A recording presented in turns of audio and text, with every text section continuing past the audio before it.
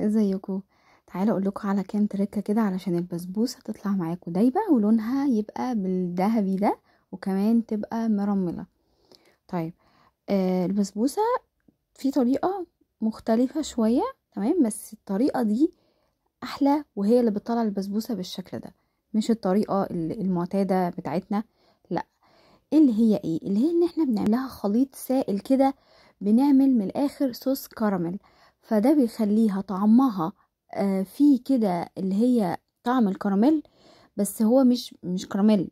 فاهمين الفكرة؟ وفي نفس الوقت بيخليها مرملة ولونها الذهبي الفظيع ده، بين كراميل كده، خليط من السكر مع المية. تمام. وبعدين بنضيف له كمان قشطة، وكمان بنضيف له سمنة، ويا ريت طبعا تكون سمنة بلدي. فده الخليط ده بقى بيبقى خليط كده سائل، تمام؟ ده اللي بيخلي لونها لون ذهبي، كل البسبوسة، مش بس الحروف بتاعتها او السطح بتاع البسبوسة، او اللي هي الحتة اللي بتبقى تحت في الصينية دي، لا، كل البسبوسة هتبقى واخدة اللون والطعم، اللي هو طعم الكراميل ده، اللي هو الكرملة دي، الطعم بتاع الكراميل ده بيبقى في كل طعم البسبوسة.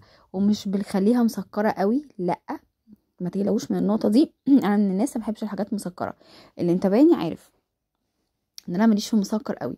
بس البسبوسة بالطريقة دي يا جماعة خطيرة، هايلة جدا، مظبوطة جدا، كل حاجة فيها بصوا بيرفكت بجد.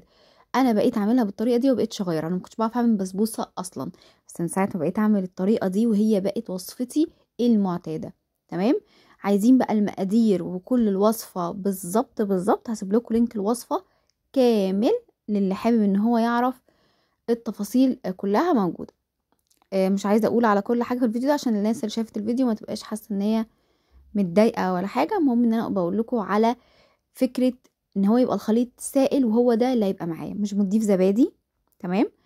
هو زي ما انتوا شايفين كده في الفيديو بالظبط، بنعمل خليط من الكراميل، وبعد كده بنضيف له قشطة وبنضيف له سمنة، ونسيبه كده مع بعضه يبتدي ان هو يرجع السكر يفك تاني زي اي كراميل زي ما احنا عارفين طبعا، ورشة ملح، وكمان ممكن نضيف فانيليا للي حابب. وبعدين بنسيبه كده ايه، يغلي شوية صغيرين وبس.